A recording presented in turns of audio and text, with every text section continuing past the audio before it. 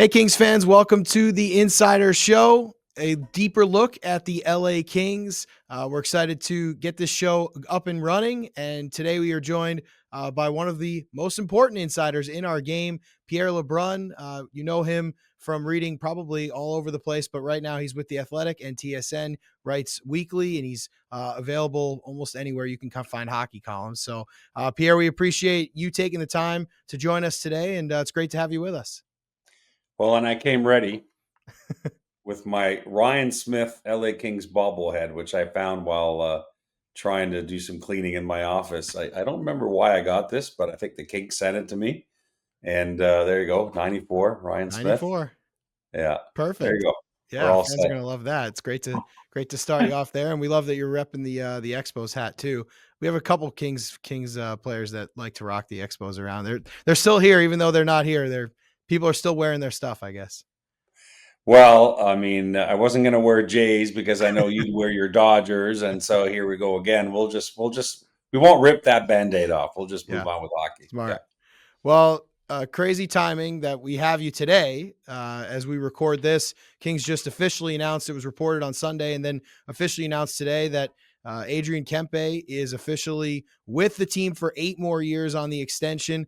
You were one of the reporters that broke it yesterday when everything was going down. And I know, obviously, over the last couple of weeks, some of the talks were ramping up. Like, tell us from your side what you were hearing. And it seemed like things were getting closer. And then all of a sudden, here we go.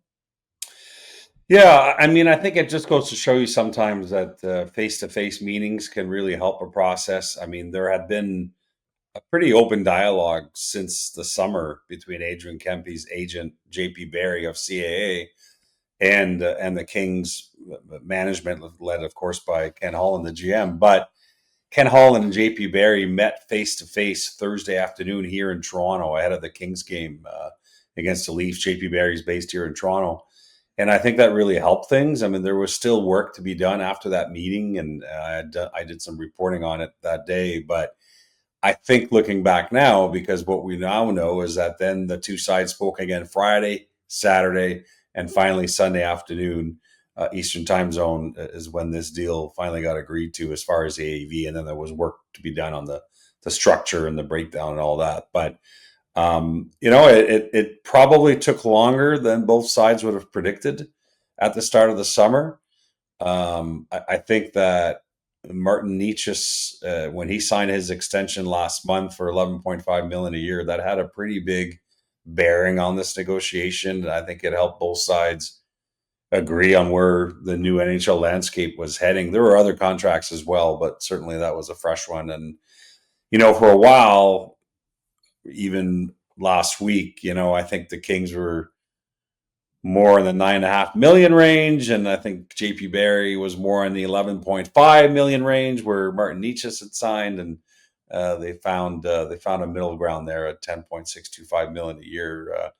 And really, at the end of the day, as Adrian Kempe himself told me on Thursday morning after the skate in Toronto, he was confident the deal would get done eventually, that he had no intention of leaving LA. And at the same time, there's a lot of pressure on the Kings to sign him, given that Captain Anze Kopitar is retiring at the year. You can't live in the world in which you're losing Kopitar and Kempe. And, there's not a lot on the UFA market July 1st. All the big names have signed pretty much. So a lot of pressure to get him signed.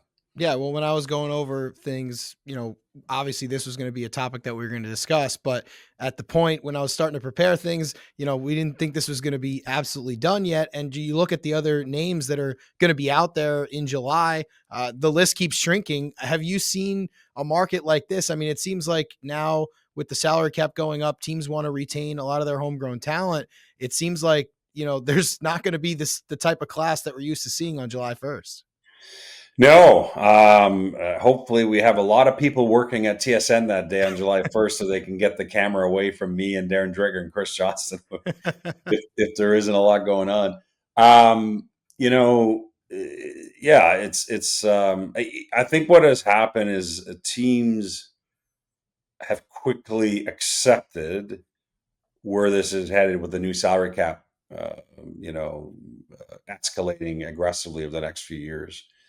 and getting ahead of things. So you look at all these extensions that have happened really since mid-August. It's just teams acknowledging, you know what, this is where it's going to end up. We better get ahead of it. And so that's why all these deals have been done. Yeah, we're down to Artemi Panarin, who's 34. Still a very good player, but 34. Alex Tuck, a younger player, very much at the peak. He hasn't signed yet with the Sabres, although this Kempe extension, I know for a fact, it will be very important in the Alex Tuck conversation with the Buffalo. I wrote recently in The Athletic about Nick Schmaltz, who is sort of under the radar and no one really talks about him, but he's a pending UFA and leads Utah in scoring. So probably also happy with the Kempe extension, although, I don't think he's at that level, but every contract helps. So yeah, it's a fascinating time, but what it tells you too is that because the UFA class is, especially at forward, has been really thinned out for next summer, I think you'll see a larger number of trades probably happening in the offseason, because the trade route is really going to be the only route if you're a team trying to upgrade at center or at wing as well. Yeah, and potentially with the cap going up, you mentioned trades. I feel like you might be able to see a little bit more flexibility because more teams have that cap space, right? So maybe it was harder to get a deal done, although we certainly saw during the trade deadline last year there was plenty of deals made, but it was a lot harder. Now all of a sudden the cap's higher and there's maybe more flexibility for teams to get out from under some deals they're trying to leave, or make some other moves to bring other people in that they might not have had room for beforehand. I think there's no question about it. I think in particular, I think the offseason will be busy. I'm still not 100% sure how the trade deadline is going to play out at March 6th. Because what I'm hearing from teams is that they're a little concerned that they don't have as much flexibility now, teams that are going for it, because of the playoff cap. And the playoff cap, I don't want to get too into the weeds on it, but I think, your listeners know this, but Yeah. Basically your active roster and a playoff game night, it's each player's full AAV.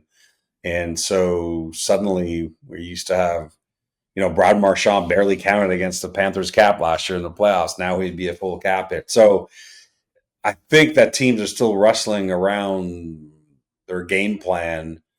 But if there was a quick first reaction to the playoff cap, is that they think there might be fewer big moves at the deadline, March 6th, but certainly many come the offseason in June. So it's just something to monitor, I guess. We'll see. And I was going to bring it back to the Kings of the deadline in a little bit, but I wanted to stay with Kempe for just a second, especially because I feel like you were maybe the only one that I saw this from. You mentioned it was maybe more of a front-loaded deal. How much can you tell us about, what that might look like and how that might impact the Kings specifically with a front-loaded contract for Kempe? Yeah, so I tweeted this out. The Kempe breakdown is extremely front-loaded. I guess I'll just read it so I don't get it wrong. But half of the contract, we know the contract's $85 million. Literally half of it is in signing bonus money. So the Kings being very aggressive to make sure they get their guy done. But in year one, in the first 3 years of the deal, each year there's $11 million in signing bonuses for each season for Kempe, and then year four, $9.5 million. So that's sort of where things have gone. You look at the Jack Eichel deal with Vegas, very front loaded, a lot of signing bonus money. This is sort of the new frontier. And I mean, it's been going on for a while, but some teams have tried to lay off that part of the world. And the reality is, like the Winnipeg Jets had to give Kyle Connor the most signing bonus they've ever given any player, because otherwise the deal wasn't going to get done in terms of his extension. So that part is interesting. And going back to Alex Tuck, I mean, the Sabres, I'm just recently read a story from my colleague Matthew Fairburn, The Athletic. The Sabres only have $4 million in signing bonus they're handing out this year. So they've not really gone that route. Well, if they want to get Alex Tuck extended, this is just a new template, and I don't think they're going to have much choice. Well, the Kings were up in Canada. They're now in Washington, D.C., getting ready to take on the Capitals as we record this, but maybe gives you a little bit of a chance being up there to see them a little bit more up close. What did you see? Obviously, they got wins in all their games up in Canada. It's been a Kings team that's been up and down. Now, all of a sudden, in first place. Here in LA, they have not looked as good as maybe they looked Yeah. up in Canada the last couple days. But what did you see from the team in those couple games when they were closer to you? Yeah, I think their 5-on-5 game is starting to round into form, and that's really important because I think that was a little uneven early on for the Kings. And just talking to Jim Hiller in Toronto the morning of the Leafs game, and he was coming off that big win in Montreal, and until that point, no one had wiped the floor with the Habs until LA did it. So they certainly since then the Habs have stumbled, but Yeah. maybe they have the Kings to blame. But yeah, I think that they're rounding into shape there. The Drew Doughty injury now certainly hurts because he was again by far LA's top minute guy, even at his age, and it was playing terrific in my mind to the point where I think that has a very good chance of making Canada's Olympic team, which, as Drew reminded all of us in Toronto on Thursday morning, matters a lot to him greatly, which should surprise no one who knows Drew Doughty. But he's out week to week, but it shouldn't affect his availability for Milan if Team Canada decides to bring him back, which is an important takeaway. But in the here and now for the LA Kings, which what matters to you, it's a big hole to fill because of the minutes that he plays and his durability. So we'll see how that affects LA moving forward the next few weeks here.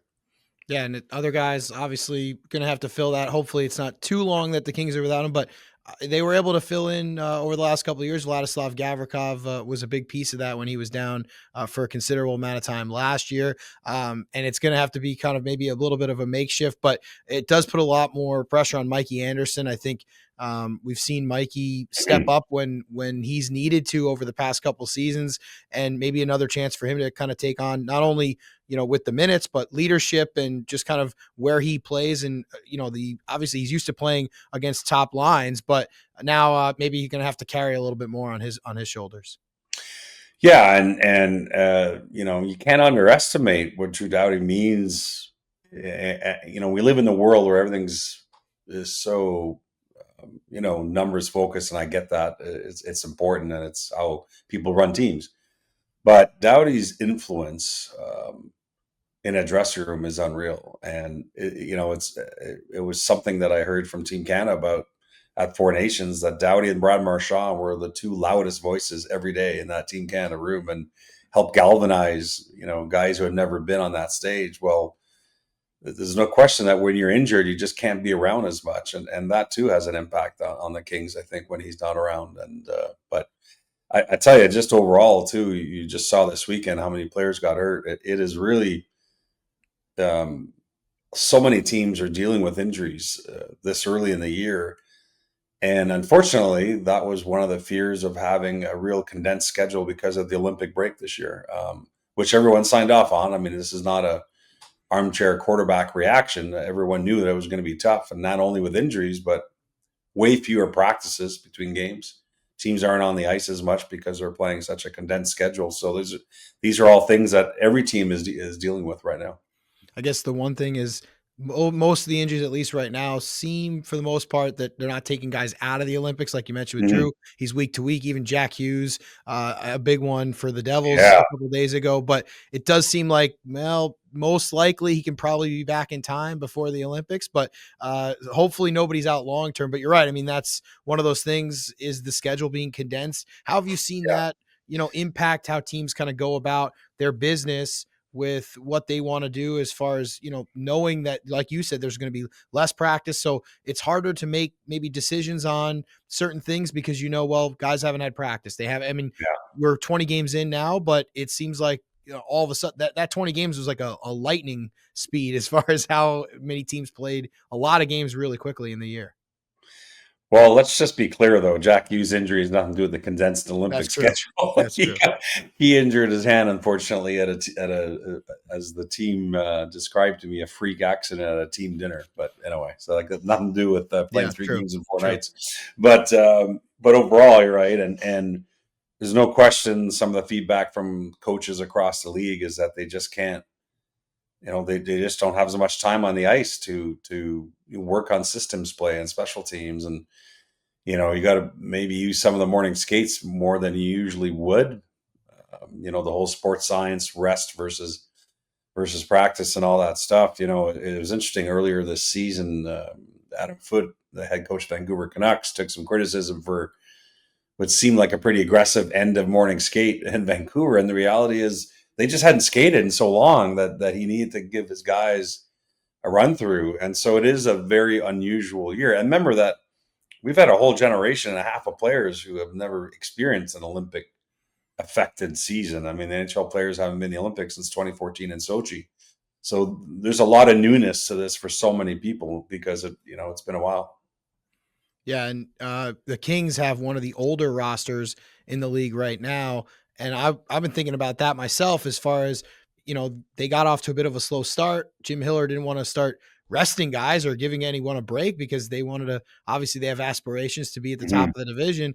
And, with how the schedule has been, obviously everyone's going to get a break for some of those guys that aren't competing in the Olympics. But I feel like with their roster being a little bit older, maybe it impacts them differently than some of the teams that have a younger roster, like you mentioned, Montreal or some of these other teams.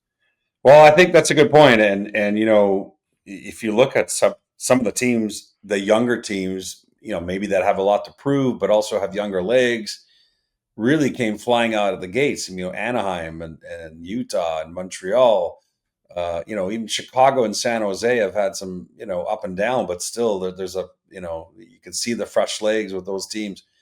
I feel like some of the veteran teams like LA and Edmonton, a lot of the veteran teams, you hear this expression all the time, water finds its level. I feel like the older teams are like, okay, just let us play a few games and we'll get back to you. And that's what we're trying to see now. And some of those younger teams I just talked about now have lost a couple of games. So everyone has to take a deep breath and take stock of where we are in terms of games into the season. But the Kings are a playoff team. That to me is a no-brainer. I wasn't too concerned about their start. Well, making that team a little bit older was one of the priorities of Ken Holland. It's his first year, so a lot of Kings fans are still getting used to him. I think they're really happy with him today with the latest news. But, as someone who's covered him for a long period of time, probably one of the, if not the most veteran general managers, right up there with anybody else in the league, what are some things that you've seen while covering Ken Holland through your time and that Kings fans might need to watch out for or be aware of? Yes, I've known Ken Holland for a very long time. He's an amazing guy to talk hockey with. He just loves the game so much. And, one thing to remember about his time in Edmonton, he at the time, he was kind of he had transitioned from GM to more into, senior executive role in Detroit, letting Steve Yzerman take over. And I don't know that Ken Holland thought all these years later he'd still be a GM, but you don't know until you realize you miss it and you want to still do it. And so he went for that adventure in Edmonton. The Oilers were absolutely lost as a franchise when he got there. They, sort of like, the Sabres have had, it's been so long for the Sabres to get over that hump. That was the Oilers not too long ago when Ken Holland got there. And, not all of his moves have been slam dunks, obviously. No one bats 1,000, but certainly signing Zach Hyman was an unbelievable turning point, I think, for that franchise, and really assembling a roster around McDavid and Draisaitl. And Kings fans don't want me to go on too long here, given the last 4 playoff seasons. But Ken Holland basically finally changed that franchise and made them a true cup contender. And I don't know if that's going to happen in Los Angeles, but what I'm saying is I know some Kings fans, it's been a mixed reaction to, Ken Holland's first offseason, but I would say, the guy's in the Hockey Hall of Fame for a reason. I would trust his, his ability to have a feel for what the team needs. And listen, I mean, Rob Blake left them a pretty good team too. It was great, by the way, catching up with Rob Blake recently, another piece I wrote in The Athletic where I caught up with Rob and, who, by the way, is very close to Ken Holland, really likes him. Those two guys have talked a couple of times since the transition happened. But I want to mention this again. I think it's amazing, as Rob Blake confirmed. I mean, he basically fired himself, which you never see in sports. I mean, Luc Robitaille was talking to him. Well, the year before, as you know, talking to him about an extension. Rob Blake said, let's just see how the year goes. And as Rob Blake said to me, when they lost Edmonton again in the first round, he felt he didn't have the right to continue on as GM. And I just want to underline the humility in that. To be that humble to make that call when you're Rob Blake, and it's pretty neat. Yeah, absolutely. Crazy story. Like you said, you don't really see it often. You don't really come across people like Rob Blake too often. But you mentioned how Ken Holland conducts his business, and obviously you mentioned the trade deadline, kind of an unknown. We're a little too early to Mm. really see what might shake out. But if you could look back at maybe some moves that Ken Holland's made in the past, or looking at what the Kings have with their roster right now, is there a move or two you think you might see him making, or maybe tendencies that he's had in the past where you're saying, oh, he usually likes to add a defenseman around this time. He usually likes to add a veteran winger, or is there Yeah. something fans should look out for as we get a little bit closer? Obviously only 20 games into the season, but as the team shapes up a little more, what do you think Ken Highland might try to do? Yeah, definitely too early to tell because I think he wants to wait and see what his team's biggest need will be, and some of that is often predicated by injuries. But again, if you go back to his time in Edmonton, one of his best trades, one of the unbelievable trades of his tenure there, was going to get Matthias Ekholm from Nashville, and the way Ekholm came in and not only steadied that blue line, but steadied Evan Bouchard, who's played his best hockey of his career with Ekholm as an Oiler.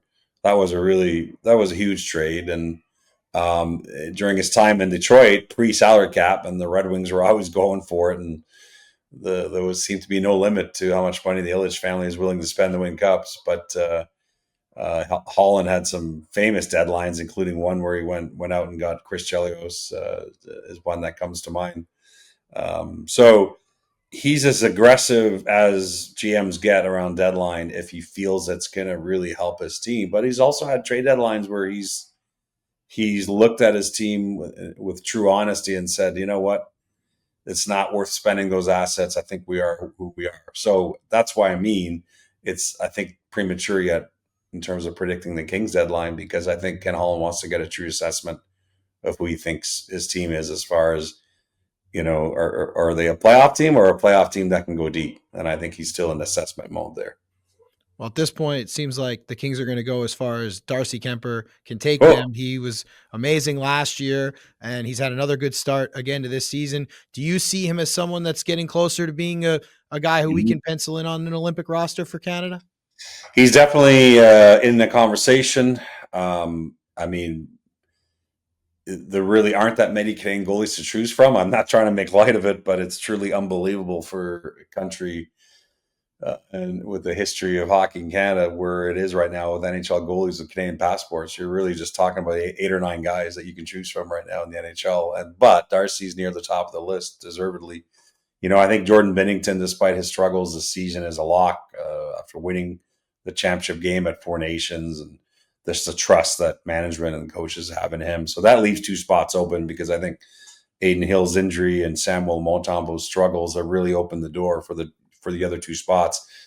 Logan Thompson arguably has been the best Canadian goalie so far this year, so I think his stock has really improved to the point where I think he's a near lock. And then it leaves the other spot, and I think that comes down to Kuemper, or is it Mackenzie Blackwood gets enough games in to build off what he did last year in Colorado.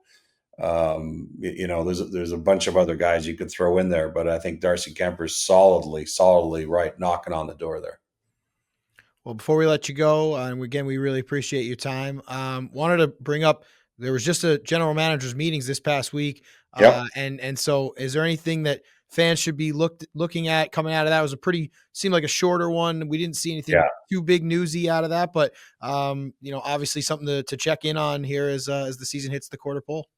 Yeah, it was pretty low on news. I would say the biggest eye opener for GMs in that meeting was getting the Olympic update on Milan from Gary Bettman and Bill Daly, where they basically told managers, we're not 100% sure if that rink's getting built on time. So that was the big takeaway, and I think it will get built on time. But by the way, the NHL has people this very week in person in Milan getting their own update on where that's at. So to underline the concern that the league has on that. Well, that's a good update, and hopefully, yeah, hopefully it's not too much of a concern. Obviously, all of us are looking forward to having the NHL back in the Olympics. I mean, I guess the last thing for you, I mean, getting an opportunity to cover NHL players at the Olympics, probably didn't know that when the next time that was going to be. What's that going to be like for you to get that chance to do that again? I think it's been special for everybody when it's happened.